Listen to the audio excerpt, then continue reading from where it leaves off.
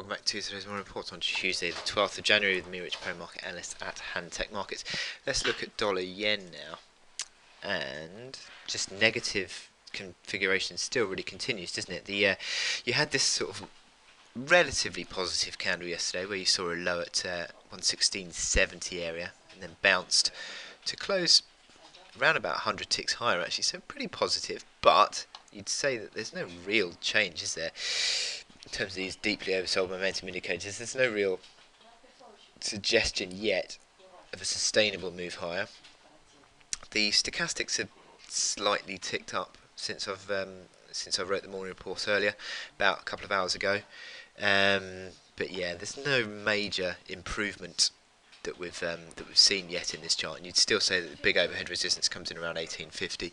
Now I'll show you on the hourly chart where you got this sort of stepped decline again, another step decline as we have on cable.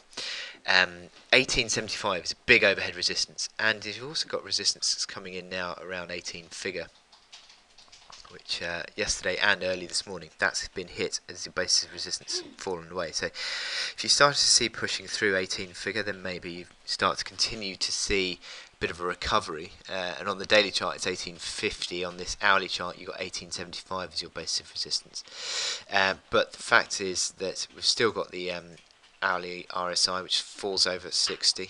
Every time that happens you'd think that's a selling opportunity. You've got the MACD lines, crossover sell signal, crossover sell signal recently as well, and the falling stochastic. So you'd still say that momentum is fairly negative on this chart. Even as I speak, I've just really sort of looked at these moving averages, and you've got this falling 89-hour moving average around 1775, which is where we are now. So that seems to be acting as the basis of resistance over the last 3 days. So it's fairly much across the board you're still in your negative mindset. If you saw the RSI into the mid-60s, high 60s, maybe above 70, then yes, you'd start to think about a recovery.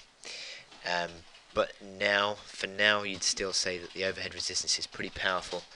Overhead supply gives you lots of selling opportunities, and I think you're going to get some further downside to retest the low at that 1646 level. So you'd still be playing this as a selling opportunity into any strength. So I wish you good luck in your trading, and I'll speak to you later. Thank you.